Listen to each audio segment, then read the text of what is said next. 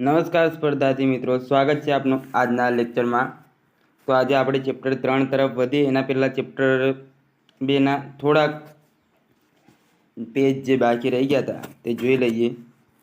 તો અહીં સૌરમંડળના ગ્રહો વિશે સંક્ષિપ્તમાં માહિતી આપેલ છે તે જોઈએ। સૌપ્રથમ બુધ, સૂર્યનું સરેરાશ અંતર 579 લાખ કિલોમીટરમાં છે, જે આપણા કામનું નહીં। વ્યાસ પણ આપણા કામનું નહીં, ઘનતા પણ કામની નહીં।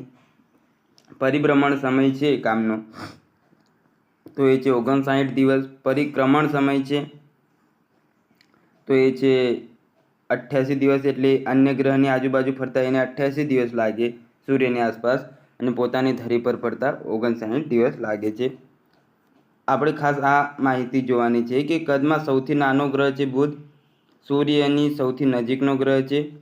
બુધની સપાટી પર પર્વતો, ખીણ અને જ્વાળામુખી આવેલા છે, તો આ માહિતી મહત્વની છે। ત્યારબાદ આગળ જોઈએ તો શુક્ર, આપણે પોતાની ધરી પર એને ફરતા 243 દિવસ અને સૂર્યની આસપાસ ફરતા 224 દિવસ જેટલો સમય લાગે છે। સૌથી વધુ તેજસ્વી પરિક્રમણ પશ્ચિમથી પૂર્વ દિશામાં કરતો ગ્રહ છે શુક્ર। વિનસ એટલે કે ગ્રીસની પ્રેમ અને સૌંદર્યની દેવી તરીકે પણ ઓળખવામાં આવે છે। ત્યારબાદ આપણો પૃથ્વી ગ્રહ પોતાની ધરી પર 23.9 કલાક અને સૂર્યની આસપાસ 365.26 દિવસ। અહીં સજીવ સૃષ્ટિ છે જે ખ્યાલ છે આપણને। શુક્ર અને મંગળની વચ્ચે આ ગ્રહ આપણો આવેલ છે।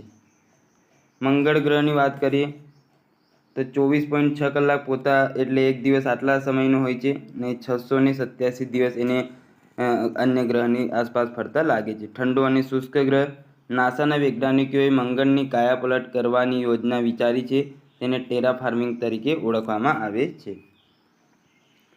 ત્યારબાદ આગળ જોઈએ તો ગુરુ ગ્રહ છે, 9.9 કલાક સૌથી ઝડપી કહેવાય પોતાની ધરી પર, ને 12 વર્ષ સૂર્યની આસપાસ ફરતા લાગે, કારણ કે આમ હવે આ દૂર દૂર થતા જાય છે ગ્રહ બધા। કદમાં સૌથી મોટો અને સૌથી ઝડપી ધરીભ્રમણ ધરાવતો ગ્રહ છે। ગુરુનું બંધારણ સૂર્યના વાતાવરણને મળતું આવે છે, તો કયા ગ્રહનું બંધારણ સૂર્યના વાતાવરણને મળતું આવે એવો પ્રશ્ન બને તો એ છે ગુરુનું। ત્યારબાદ શનિ, 10.7 કલાક પોતાની ધરી પર, 30 વર્ષ સૂર્યની આસપાસ, એનસીઆરટી પ્રમાણે 29.4 વર્ષ લાગે છે। 3 વલયોવાળો ટાઇટન અને થીમસ ઉપગ્રહવાળો આ ગ્રહ છે। શનિનું કદ પૃથ્વી કરતાં 700 ગણું વધારે છે અને સૌથી મોટો ગ્રહ છે ગુરુ, અને તેની બાદ શનિ। યુરેનસની વાત કરીએ તો 17 કલાક પોતાની ધરી પર ને 84 વર્ષ સૂર્યની આસપાસ ફરતા। સર વિલિયમ હર્શલે ઈસવીસન 1781માં શોધ્યો હતો। ભારતના વૈજ્ઞાનિક ડૉક્ટર જે.સી. ભટ્ટાચાર્ય આ ગ્રહનો 6ઠ્ઠો ઉપગ્રહ શોધ્યો હતો। ત્યારબાદ આગળ જોઈએ તો છેલ્લો ગ્રહ છે નેપચ્યુન, 18 કલાક ને એનસીઆરટી પ્રમાણે 16.1 કલાક, 165 વર્ષ ને એનસીઆરટી પ્રમાણે 164 વર્ષ જેટલો સમય લાગે છે। લીલા રંગનો ગ્રહ ટીટોન અને નેરીડ મુખ્ય ઉપગ્રહ 1846માં શોધવામાં આવ્યો હતો। વર્ષ 2023ની સ્થિતિ ગુરુ અને શનિના ઉપગ્રહોની સંખ્યા અનુક્રમે 95 અને 146 છે, તે યાદ રાખો। હવે જોઈએ ઉપગ્રહ। સેટેલાઇટનો અર્થ સાથી, કમ્પેનિયન થાય છે। ઉપગ્રહ પોતાના ગ્રહની સાથે સાથે સૂર્યનું પણ ચક્કર લગાવે છે, એટલે આ ઉપગ્રહ છે એની આસપાસ તો ચક્કર લગાવે ને જોડે જોડે સૂર્યની આસપાસ પણ આમ ચક્કર લગાવતા આપણને જોવા મળે છે। ઉપગ્રહને પોતાનો પ્રકાશ હોતો નથી, પરંતુ તેઓ સૂર્યના પ્રકાશને પરાવર્તિત કરે છે। હવે એમાંનો જ એક ગ્રહ છે આપણો ચંદ્ર, ઉપગ્રહ મૂન। તો ચંદ્ર એ પૃથ્વીનો એકમાત્ર કુદરતી ઉપગ્રહ છે। ચંદ્રની ઉત્પત્તિ મોટી અથડામણનું પરિણામ છે, જેને ધ બિગ સ્પ્લેટ કહેવામાં આવે છે। વર્ષ 1838માં સર જ્યોર્જ ડાર્વિન અનુસાર શરૂઆતમાં પૃથ્વી અને ચંદ્ર ઝડપથી ફરતા એક જ અવકાશી પિંડ હતા। આ અવકાશી પિંડ ડંબેલ આકારમાં પરિવર્તન પામી પૃથ્વી અને ચંદ્રના રૂપમાં અલગ થયા। તો ડાર્વિનના અનુસાર સૌપ્રથમ પૃથ્વી અને ચંદ્ર એક જ હતા, પરંતુ ત્યાંથી પછી ધીમે ધીમે આ આવી રીતે ડંબેલ આકારે આમ થઈને આવી રીતે ડંબેલ આકારે આમ દૂર દૂર થઈને એને અંતે આમ જોઈએ તો આમ સ્વતંત્ર બન્યું, એક ગ્રહનો બીજો ગ્રહ ઉપગ્રહ બની ગયો.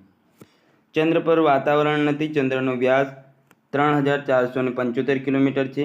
પૃથ્વીના વ્યાસના ચોથા ભાગનો છે. ચંદ્ર પૃથ્વીથી 3,85,000 કિલોમીટર પરંતુ એનસીઆરટી પ્રમાણે 3,84,400 કિલોમીટર અંતર ધરાવે છે. ચંદ્ર પૃથ્વીની પરિક્રમા લગભગ 29 દિવસ અને 8 કલાક એટલે 29.5 દિવસમાં પૂરી કરે છે અને આટલા સમયમાં પોતાનું ધરીભ્રમણ પર કરે છે. તેથી પૃથ્વી પરથી ચંદ્રની એક જ બાજુ જોઈ શકાય છે. નોંધ લેવા જેવી બાબત છે કે પૃથ્વીની પરિક્રમા કરતાં લગભગ 27 દિવસ એને લાગે છે એનસીઆરટી પ્રમાણે. હવે આગળ જોઈએ તો ચંદ્ર સૂર્યમંડળનો 5મો સૌથી મોટો કુદરતી ઉપગ્રહ છે. ચંદ્ર પરથી પરાવર્તિત થતા કિરણોને પૃથ્વી પર પહોંચતા 1.25 સેકન્ડ લાગે છે. ચંદ્રના ખડકો અગ્નિકૃત એટલે આગ્નેય પ્રકારના છે. તો કયા પ્રકારના ખડકો છે? આગ્નેય પ્રકારના.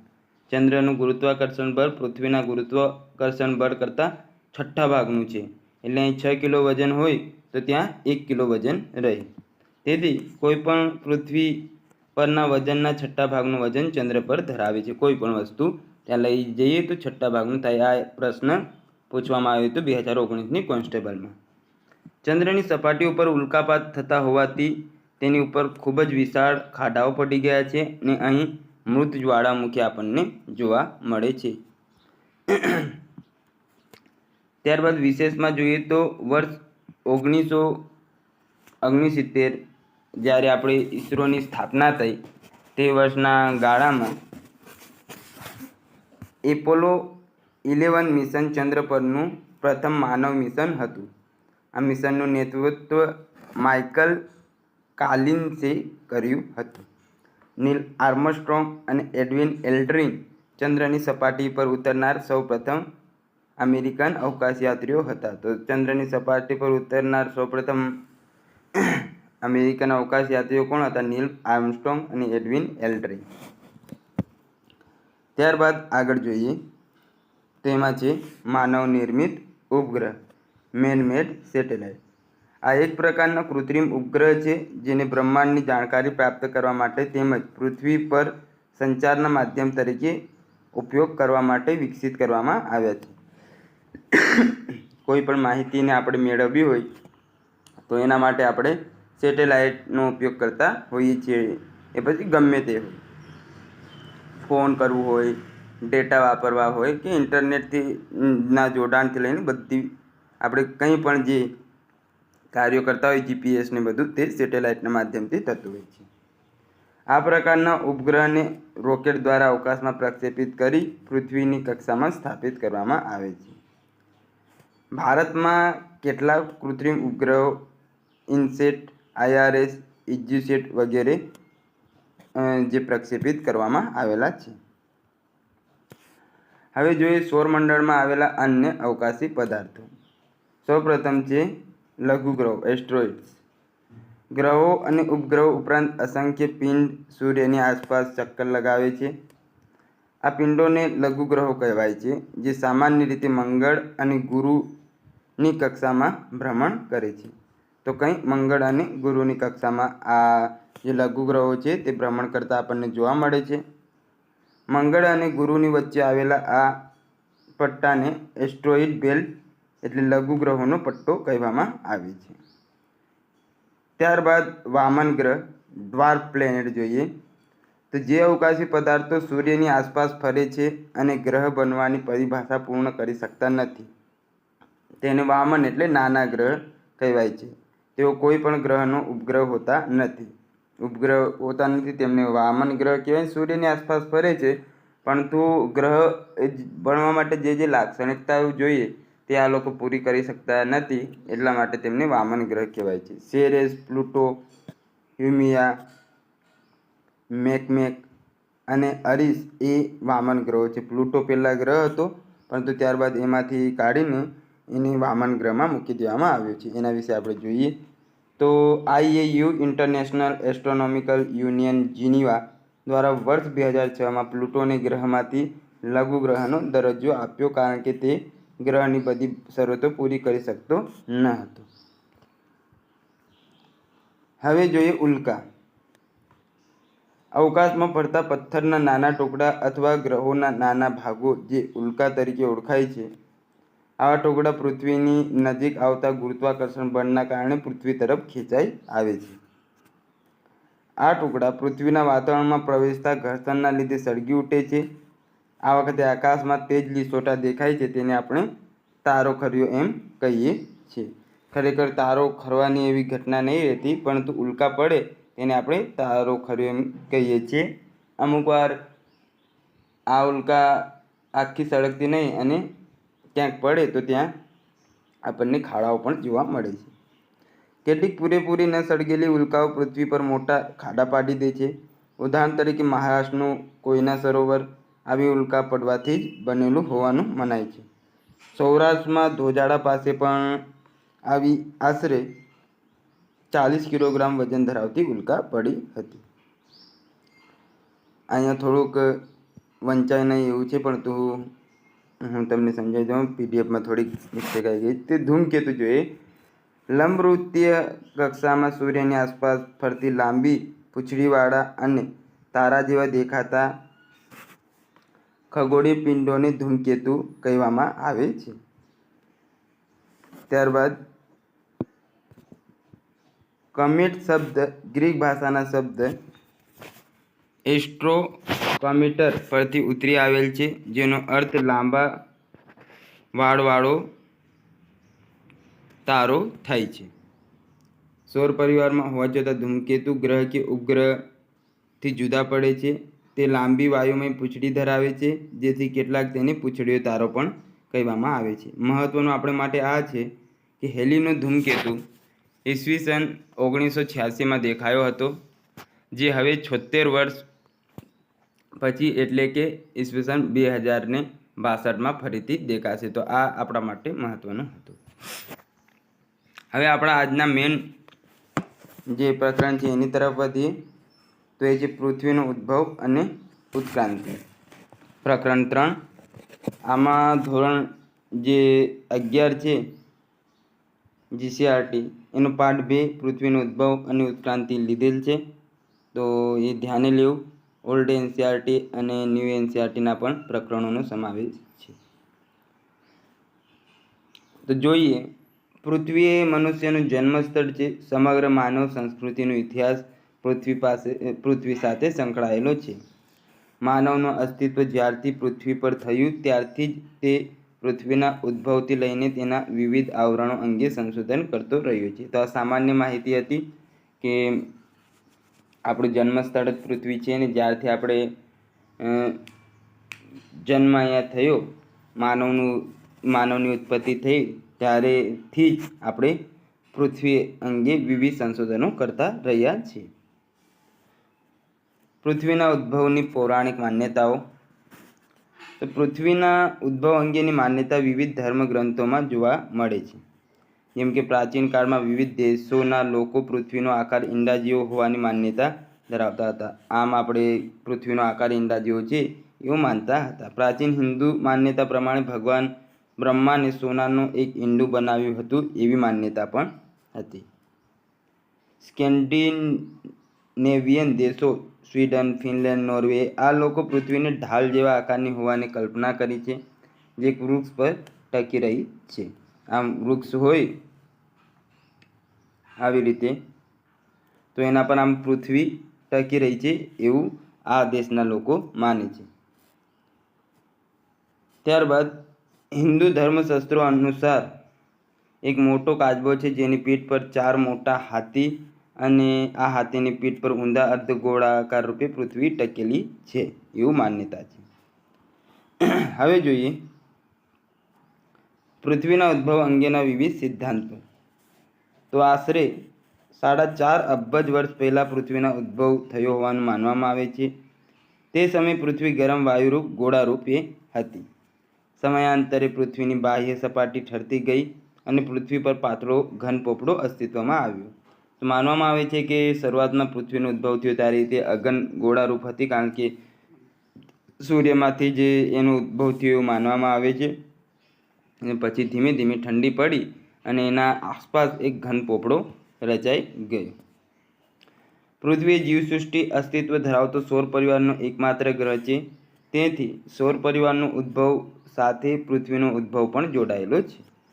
પૃથ્વીના ઉદ્ભવ અંગે વિવિધ વૈજ્ઞાનિકો દ્વારા નિહારિકા પરિકલ્પના, ગ્રહાણુ પરિકલ્પના, ભરતી પરિકલ્પના, એક તારક પરિકલ્પના, યુગ્મ તારક પરિકલ્પના, નિહારિકા વાદળ પરિકલ્પના, સ્ફોટક તારા પરિકલ્પના રજૂ કરવામાં આવી છે. તો આ બધી પરિકલ્પનાઓ વિવિધ વૈજ્ઞાનિકો દ્વારા રજૂ કરવામાં આવી છે, જેને આપણે 3 ભાગોમાં વહેંચી શકીએ. તો એક તારક પરિકલ્પના, દ્વિતારક અથવા યુગ્મ તારક પરિકલ્પના અને વાયુવ્ય અને ધૂળના વાદળો પર આધારિત પરિકલ્પના. એક તારક પરિકલ્પના મોનિસ્ટિક હાઇપોથિસિસ જે અંગ્રેજીમાં કહેવાય તેના વિશે જોઈએ. તો આ પરિકલ્પના પ્રમાણે પૃથ્વીનો ઉદ્ભવ એક તારામાંથી થયો હોવાનું માનવામાં આવે છે. તેને એક પેતૃક કલ્પના પણ કહેવામાં આવે છે કે પૃથ્વીનો ઉદ્ભવ છે તે એક તારામાંથી થયું છે એમ માનવામાં આવે છે. ત્યારબાદ વાયુ રાશિ પરિકલ્પના. તો જર્મન અધ્યાપક ઇમેન્યુઅલ કાન્ટે 1755માં આ પરિકલ્પના રજૂ કરી. તેના મત પ્રમાણે અવકાશમાં ઠંડુ અને ગતિહીન વાયુ વાદળ હતું. આ વાયુ વાદળના કણો પરસ્પર ગુરુત્વાકર્ષણ બળના કારણે એક ગરમ અને પોતાની કાલ્પનિક ધરી પર ફરતી નિહારિકામાં રૂપાંતરિત થયા આવું માનવામાં આવે છે. ત્યારબાદ આગળ જોઈએ તો નિહારિકા વાદળ પરિકલ્પના. લાપ્લાસ મુજબ ઈસવીસન 1796માં ફ્રાન્સના ખગોળશાસ્ત્રી લાપ્લાસે કાન્ટની વાયુવ્ય રાશિ પરિકલ્પનામાં સુધારો સૂચવ્યો, જે પ્રમાણે વાયુવ્ય અને ધ્રુવીય રાશિના આદિ પદાર્થમાંથી સૂર્ય અને ગ્રહનો ઉદ્ભવ થયો છે. અવકાશમાં તારાઓના સમૂહ વચ્ચે જોવા મળતા શ્વેત અને શ્યામ વાયુવ્ય વાદળોને નિહારિકા કહેવામાં આવે છે. ત્યારબાદ આગળની તરફ આપણે જોઈએ તો દ્વિતારક અથવા યુગ્મ તારક પરિકલ્પના. તો આ પરિકલ્પના પ્રમાણે 2 તારાના અથડાવાથી પૃથ્વીનો ઉદ્ભવ થયો હોવાનું માનવામાં આવે છે. ત્યારબાદ છે ગ્રહાણુ પરિકલ્પના. શિકાગો યુનિવર્સિટીના અધ્યાપક ટી.સી. ચેમ્બરલિન અને એફ.આર. મોલ્ટન દ્વારા વર્ષ 1900માં ગ્રહાણુ પરિકલ્પના આપવામાં આવી હતી. તેમના મત પ્રમાણે જ્યારે અવકાશમાં એક ગતિમાન વિશાળ તારો સૂર્યની નજીકથી પસાર થયો ત્યારે તેના ગુરુત્વાકર્ષણ બળના કારણે સૂર્યની સપાટીમાંથી કેટલાક પદાર્થો છૂટા પડ્યા અને બ્રહ્માંડમાં ફેલાઈ ગયા. તો ગ્રહાણુ પરિકલ્પના કંઈ આમ છે કે આ સૂર્ય છે, અહીંયાથી આ તારો આપણને પસાર થતો દેખાય છે. પસાર થયો ત્યારે અહીંયા થોડુંક એનું ગુરુત્વાકર્ષણ બળના કારણે આ ગ્રહો ખેંચાયા અને ખેંચાઈને પછી ગ્રહો બની ગયા. ગ્રહો એટલે પદાર્થો છૂટા પડ્યા અને અંતે ગ્રહો બની ગયા. આ છૂટા પડેલા ભાગો ગ્રહોમાં રૂપાંતરિત થઈ સૂર્યની આસપાસ ભ્રમણ કરવા લાગ્યા. આ પરિકલ્પનાને પાછળથી જેમ્સ જીન્સ અને હેરોલ્ડ જેફરી દ્વારા સમર્થન આપવામાં આવ્યું. ત્યારબાદ આગળ જોઈએ તેમાં છે વાયુવ્ય અને ધૂળના વાદળો પર આધારિત પરિકલ્પના. Gas dust cloud hypothesis. આ પરિકલ્પના પ્રમાણે સૌર પરિવારનો ઉદ્ભવ વાયુ અને ધૂળના વાદળો જેવા આદિ પદાર્થોથી થયો હોવાનું માનવામાં આવે છે. એમાં છે આંતરતારાકીય ધૂળના વાદળની પરિકલ્પના. રશિયાના ઓટો સ્મિથ દ્વારા સૌર પરિવાર ઉદ્ભવ અંગે આંતરતારાકીય ધૂળના વાદળની પરિકલ્પના રજૂ કરવામાં આવી. તેમના મત પ્રમાણે બ્રહ્માંડમાં સૂર્ય પહેલેથી જ અસ્તિત્વ ધરાવતો હતો. લગભગ 600 કરોડ વર્ષ પહેલાં ગ્રહોનું નિર્માણ કરનાર પદાર્થો પરમાણુ સ્વરૂપે હતા. સમયાંતરે આ પરમાણુમાંથી વાયુઓ, હાઇડ્રોજન અને હિલિયમ અને ધૂળના વાદળોની ઉત્પત્તિ થઈ. સૂર્યના ગુરુત્વાકર્ષણના કારણે તારાના મધ્યમાં રહેલા ધૂળના કણો અને વાયુના વાદળો પરસ્પર એકબીજા તરફ આકર્ષિત થયા અને એક ચપટી રકાબી જેવા આકારના રૂપમાં સૂર્યની ચારે તરફ પરિક્રમા કરવા લાગ્યા. આ રીતે ધૂળના કણો અને વાયુના વાદળોમાંથી ગ્રહોની ઉત્પત્તિ થઈ.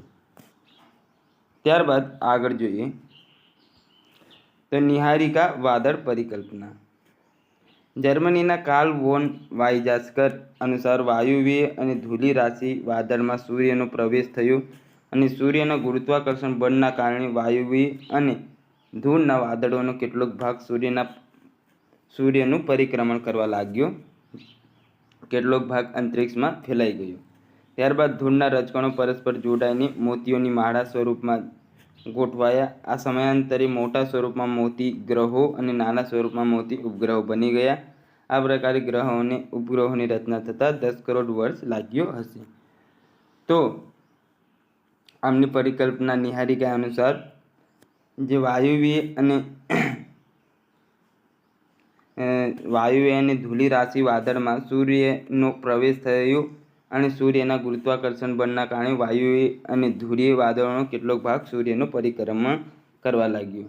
તો વાયુ હતા, આપણે આમ શોર્ટમાં જોઈએ તો જે વાયુ હતા અને આ સૂર્ય આપણે ગણીએ તો આમ સૂર્યના ગુરુત્વાકર્ષણ બળના કારણે આ વાયુઓ આની આસપાસ જે ગતિ કરવા લાગ્યા અને ધીમે ધીમે ગતિ કરતાં કરતાં એક માળા સ્વરૂપની રચના થઈ ગોળ ગોળ. અને આ માળા સ્વરૂપની રચના અંતે કહેવામાં આવે છે કે ગ્રહોમાં પરિવર્તિત થયા અને આટલું કાર્ય થતાં લગભગ 10 કરોડ વર્ષ લાગ્યા. પૃથ્વીના ઉદ્ભવ અંગેના આધુનિક સિદ્ધાંતો. તો પૃથ્વીના ઉદ્ભવ અંગેની વિવિધ પરિકલ્પનાઓમાંથી મુખ્યત્વે 2 પરિકલ્પનાઓ સ્વીકારવામાં આવી છે, જેને આધુનિક ગણવામાં આવે છે, જે નીચે મુજબ છે. તો એમાં જોઈએ નિહારિકા પરિકલ્પના અને ભરતી પરિકલ્પના. સૌપ્રથમ નિહારિકા પરિકલ્પના જોઈએ તો આ પરિકલ્પના મુજબ રજૂ કરનાર જે જર્મનીના ઇમેન્યુઅલ કાન્ટના મત પ્રમાણે અવકાશમાં પ્રારંભથી જ મૂળ પદાર્થના કણો છૂટાછવાયા, ઠંડા અને ગતિહીન સ્વરૂપે અસ્તિત્વમાં ધરાવતા હતા. એટલે અવકાશમાં પહેલાંથી જ પદાર્થો હતા પરંતુ ગતિ કરતા ન હતા. ત્યારબાદ પોતાની પરસ્પરની આકર્ષણ શક્તિને કારણે તેઓ એકબીજાની નજીક આવ્યા ત્યારે ઘર્ષણ થયું અને તેમાંથી ગરમી તથા ગતિ ધરાવતું એક વાયુપિંડ રચાયું, જેમાંથી નિહારિકાની રચના થઈ. તો સૌપ્રથમ આ ગ્રહો સ્થિર હતા, ત્યારબાદ એકબીજાની નજીક આવ્યા અને એકબીજાથી ઘર્ષણ પામી અને ગરમી ઉત્પન્ન થઈ. તેના કારણે પછી નિહારિકાની ઉત્પત્તિ થઈ. આગળ જોઈએ તો આ રહી કઈ પરિકલ્પના, આ સ્થિર ગ્રહો.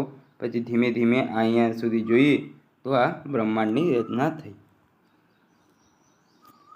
કાન્ટના વાયુ રાશિના સિદ્ધાંતમાં રહેલી કેટલીક ખામીઓ દૂર કરી ઈસવીસન 1796માં ફ્રાન્સના ગણિતશાસ્ત્રી લાપ્લાસે પૃથ્વીની ઉત્પત્તિ અંગેની નિહારિકાની ઉત્પત્તિનો નવો સિદ્ધાંત રજૂ કર્યો. લાપ્લાસે શરૂઆતથી જ પરિક્રમણ કરતી ખૂબ જ ગરમ નિહારિકાની પરિકલ્પના રજૂ કરી. તેમણે જણાવ્યું કે શરૂઆતથી જ આ ગ્રહો ગતિ કરતા હતા, જ્યારે એમણે જણાવ્યું આગળ તે પ્રમાણે સ્થિર હતા. તેના મત અનુસાર સૂર્ય નિહારિકા તરીકે ઓળખાતો એક ગરમ વાયુપિંડ હતો અને પોતાની ધરી પર પરિભ્રમણ કરતો હતો. એટલે સૂર્ય પોતાની ધરી પર જ પરિભ્રમણ કરતો હતો. તેની સપાટી પરથી સતત ગરમી ફેંકાતી હતી, જેથી તેની ગરમીમાં ધીરે ધીરે ઘટાડો થઈ ગયો. આ રીતે તેની સપાટી ધીમે ધીમે ઠંડી થવાના કારણે સંકોચાઈને ઘટ્ટ બનવા લાગી. આ પ્રમાણે નિહારિકાના કદમાં ધીરે ધીરે ઘટાડો થયો અને તેના ભ્રમણ વેગમાં વધારો થઈ ગયો. નિહારિકાના કેન્દ્રગામી બળ કરતાં કેન્દ્ર ત્યાગી બળ વધી જતાં નિહારિકાના વિષુવવૃત્તીય ભાગમાંથી ગોળાકાર વલયો છૂટા પડ્યા અને આ વલયો નિહારિકાના કેન્દ્રની આસપાસ જ ફરવા લાગ્યા. આ વલયો સમય જતાં ઠંડા પડ્યા અને તેનું ઘનીકરણ થઈને ગ્રહોની રચના થઈ. આ જ ગ્રહોનું ઘનીકરણ થતાં પહેલાં ઉપરોક્ત પ્રક્રિયાનું ફરીથી પુનરાવર્તન થતાં કેટલાક ગ્રહોમાંથી ઉપગ્રહોની રચના થઈ અને છૂટી પડેલ નિહારિકા બચેલો ભાગ સૂર્ય બની ગયો. આમ સંપૂર્ણ સૂર્યમંડળની રચના. આ સૂર્ય હતું. ત્યારબાદ તેના કેન્દ્ર ત્યાગી બળના કારણે આ અહીંયાથી ગ્રહો છૂટા પડ્યા અને આ એ ઠંડા પડતા એમના કેન્દ્ર ત્યાગી બળના કારણે તેમાંથી ઉપગ્રહોની રચના થઈ. આવું કંઈક સામાન્ય રીતે જોઈએ તો આ કલ્પના કહેવા માંગે છે. ત્યારબાદ ભરતી પરિકલ્પના જોઈએ તો સમુદ્ર જળમાં ચંદ્ર અને સૂર્યના ગુરુત્વાકર્ષણ બળના કારણે ભરતી આવે છે. આ ભરતીને ધ્યાનમાં રાખીને ઈસવીસન 1919માં અંગ્રેજ ભૂગોળવિદ જેમ્સ ચિન્સ અને હેરોલ્ડ જેફરીએ ભરતી પરિકલ્પનાની રજૂઆત કરી હતી. આ સિદ્ધાંત મુજબ સૂર્ય એક વાયુનો ગોળો હતો. ભૂતકાળમાં સૂર્ય કદમાં અનેક ગણો મોટો અને વધુ ગુરુત્વાકર્ષણ ધરાવતો કોઈ તારો સૂર્યની નજીક પસાર થતા તારાના ગુરુત્વાકર્ષણ બળના કારણે સૂર્યની બહારની સપાટીમાં ભરતી આવી. સૂર્ય મોટો હતો. સૂર્યની નજીકથી કોઈ ખતરનાક તારો બહુ મોટો પસાર થયો અને એના ગુરુત્વાકર્ષણના કારણે સૂર્યની જે સપાટી છે એની આજુબાજુ ભરતી આવી. અહીંયા સુધી એવું ખ્યાલ આવે છે. આ તારો સૂર્યની જેમ વધુ નજીક આવતો ગયો તેમ ભરતીની ઊંચાઈ વધતી ગઈ. આ પ્રમાણે સૂર્યની બહારની સપાટીમાં એક સિગાર જેવું અલગ થયું. આ છૂટા પડેલા ભાગને સૂર્યના ગુરુત્વાકર્ષણ બળના કારણે ધરીભ્રમણ અને પરિભ્રમણ ગતિ પ્રાપ્ત થઈ. આમાંથી એક અલગ પડ્યું ને તે ધરીભ્રમણ અને પરિભ્રમણ કરવા લાગ્યું. તારો જેમ જેમ સૂર્યથી દૂર ગયો તેમ તેમ ગ્રહનો ભાગ લાંબો થતો ગયો અને આ ભાગ ઠંડો થતાં તેમાંથી ગ્રહોનું નિર્માણ થયું. જેમ જેમ દૂર થયું તેમ અહીંયાથી આ લાંબો થતો ગયો અને તેમાંથી ગ્રહો અને ઉપગ્રહોની ઉત્પત્તિ થઈ.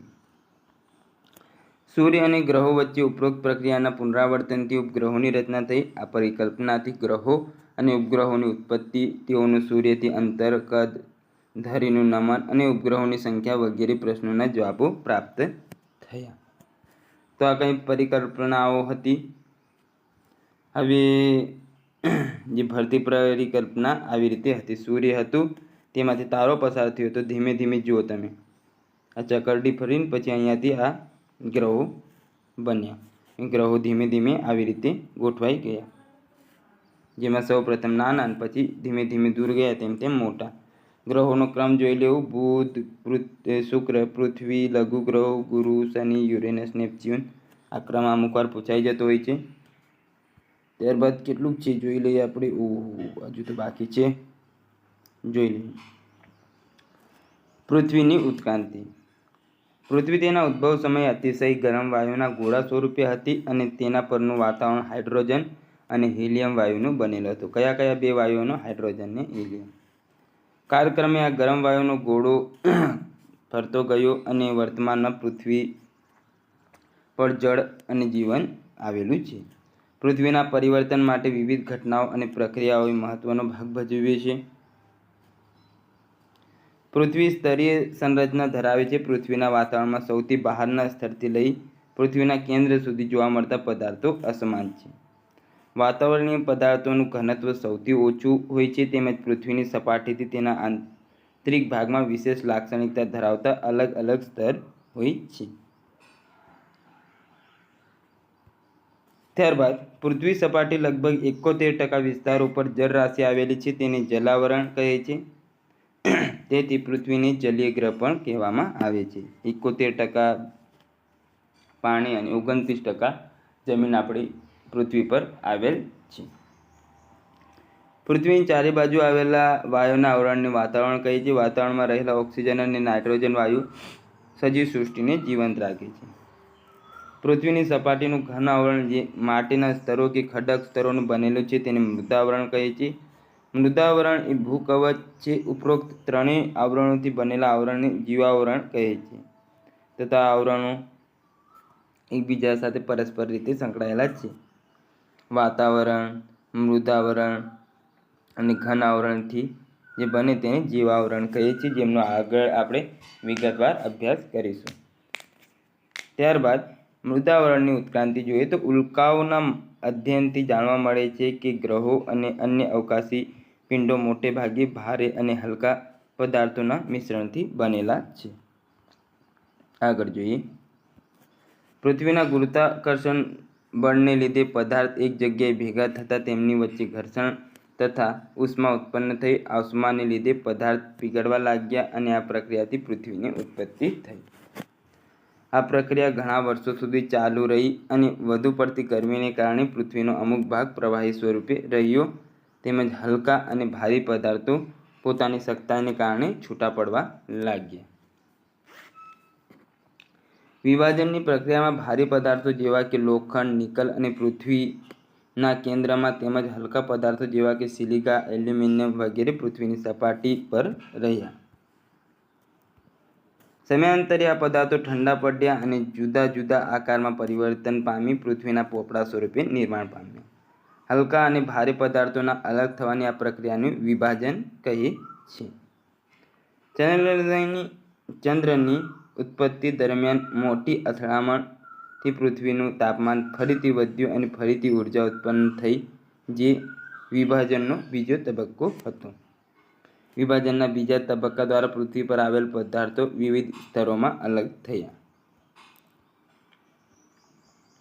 હવે વાંચવા જેવું છે એટલે ફટાફટ વાંચી જઈએ કે પૃથ્વીની સપાટીથી કેન્દ્ર સુધી પોપડો, ક્રસ્ટ જેને કહીએ છીએ, મિશ્રાવણ, મેન્ટલ, બાહ્ય ભૂગર્ભ, આઉટર કોર અને આંતરિક ભૂગર્ભ, ઇનર કોર જેવા વિવિધ સ્તરો જોવા મળે છે.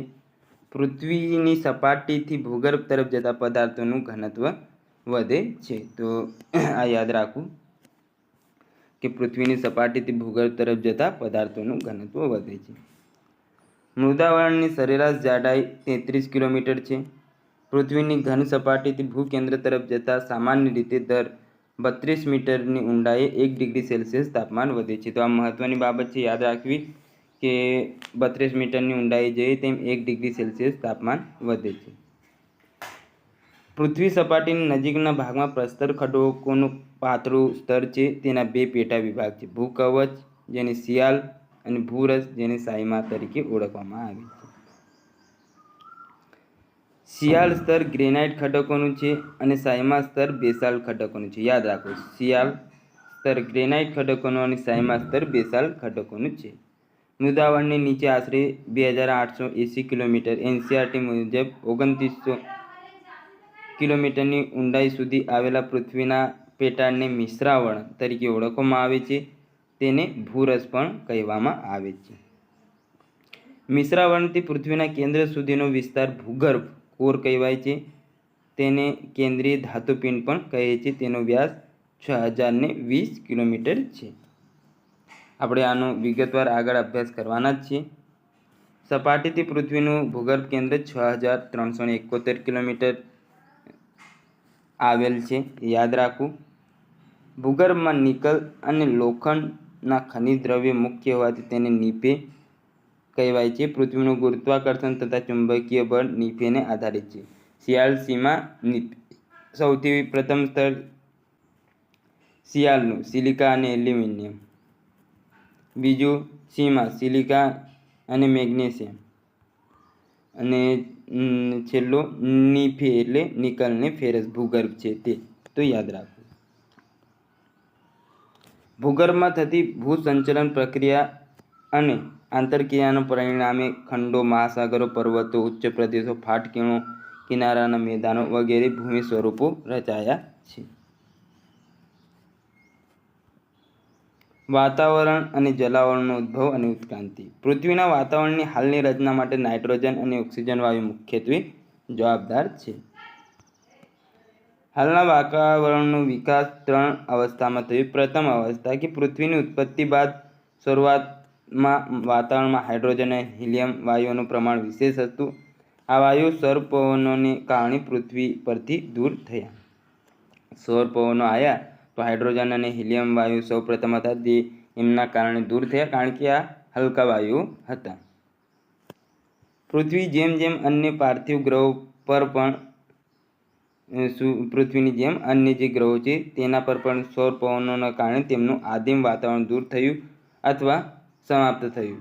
પાર્થિવ ગ્રહો એટલે આંતરિક ગ્રહો, જે આપણે કાલે જોઈ ગયા. દ્વિતીય અવસ્થા કે સમય જતાં પૃથ્વી ઠંડી પડતા પૃથ્વીમાંથી પાણીની વરાળ અને વાયુઓ બહાર નીકળવા લાગ્યા, જેને વાયુ ઉત્સર્જન નામ આપવામાં આવ્યું. કે ત્યારબાદ પૃથ્વી થોડી ઠંડી પડી તે સમયે પૃથ્વીના વાતાવરણમાં પાણીની વરાળ, નાઇટ્રોજન, કાર્બન ડાયોક્સાઇડ, મિથેન તથા એમોનિયા જેવા વાયુઓ વધુ પ્રમાણમાં હતા, પરંતુ ઓક્સિજનની માત્રા ખૂબ ઓછી હતી. પૃથ્વીના આંતરિક ભાગમાંથી વાયુઓ સપાટી પર આવવાની પ્રક્રિયાને ગેસ ઉત્સર્જન કહેવાય છે. તો આ યાદ રાખવું. આ ઉપરાંત જ્વાળામુખીઓના પ્રસ્ફોટનના લીધે વાતાવરણમાં પાણીની વરાળ તેમજ અન્ય વાયુઓના પ્રમાણમાં વધારો થયો. ત્યારબાદ તૃતીય અવસ્થામાં જોઈએ તો એમાં છે કે સમય જતાં પૃથ્વી ઠંડી પડતા પાણીની વરાળનું બાષ્પીભવન થવા લાગ્યું, જેમાંથી વરસાદની શરૂઆત થઈ. વાતાવરણમાં રહેલો કાર્બન ડાયોક્સાઇડ વરસાદ સાથે ભળી જવાના કારણે પૃથ્વી પર તાપમાન ઘટવા લાગ્યું અને ધોધમાર વરસાદ થવા લાગ્યો. ત્યારબાદ શું હતું કે કાર્બન ડાયોક્સાઇડ હતું, એની સાથે વરસાદ પડ્યો તો કાર્બન ડાયોક્સાઇડ ઘટ્યું તો તાપમાન ઘટ્યું. વરસાદના કારણે તાપમાન નીચું આવ્યું અને વાતાવરણ ઠંડુ થવા લાગ્યું. આ વરસાદનું પાણી પૃથ્વીની સપાટી પર આવેલા ઊંડી અને વિશાળ ગર્તોમાં ભેગું થવાના કારણે અંદાજિત 50 કરોડ વર્ષ બાદ સમુદ્ર અને મહાસાગરોની રચના થઈ. 380 કરોડ વર્ષ પહેલાં જીવસૃષ્ટિની ઉત્ક્રાંતિની શરૂઆત થઈ એવું માનવામાં આવે છે. પ્રકાશ સંશ્લેષણની પ્રક્રિયા અંદાજિત 250 થી 500 કરોડ વર્ષ પહેલાં વિકસી, જેનાથી વાતાવરણમાં ઓક્સિજન વાયુની માત્રામાં વધારો થયો. લાંબા સમયગાળા સુધી સજીવો ફક્ત મહાસાગરો સુધી સીમિત રહ્યા. ધીમે ધીમે મહાસાગરો ઓક્સિજનથી સંતૃપ્ત થયા અને વાતાવરણમાં ઓક્સિજનની માત્રા 200 કરોડ વર્ષ પહેલાં પ્રમાણસર બની હતી. ત્યારબાદ જોઈએ જીવનની ઉત્પત્તિ. આપણા માટે એટલું કામ નહીં પણ જોઈ લે ફટાફટ. પૃથ્વી પર શરૂઆતનું વાતાવરણ સજીવના ઉદ્ભવ અને વિકાસ માટે પ્રતિકૂળ હતું, એટલે અનુકૂળ ન હતું. પરિણામે જીવનો ઉદ્ભવ પૃથ્વીના ઉત્ક્રાંતિના અંતિમ ચરણમાં થયો. સૌથી પહેલો જટિલ જૈવ અણુનો ઉદ્ભવ થયો, જેમાંથી જીવનો ઉદ્ભવ થયો. 2 અબજ 50 કરોડથી 57 કરોડ વર્ષ દરમિયાન પૃથ્વી પરના મહાસાગરોમાં સૌપ્રથમ અતિ સૂક્ષ્મ જીવસૃષ્ટિ એટલે કે લીલ અને શેવાળ સૌપ્રથમ ઉત્પન્ન થયા. શરૂઆતમાં જીવો એક કોષીય અને હાડકા વગરના હતા, જે અમીબા તરીકે ઓળખાયા. તો કેવા હતા? હાડકા વગરના અને એક કોષીય. કાળક્રમે કોમળ હાડકાવાળા પ્રાણીઓની કરોડરજ્જુ અને જડબા વગરના કરચલા જેવા જીવોનો વિકાસ થયો. ત્યારબાદ જમીન પર ઘાસ તથા નાના છોડ અને કાળક્રમે ફૂલવાળા છોડ, વેલા અને વૃક્ષોની ઉત્પત્તિ થઈ હશે. ત્યારબાદ આગળ જોઈએ કે ત્યારબાદ કરોડરજ્જુવાળા ડોક તથા પૂંછડીવાળા પ્રાણીઓનો વિકાસ થયો. ત્યારબાદ શરીર રચનાવાળામાં ફેરફાર થયું.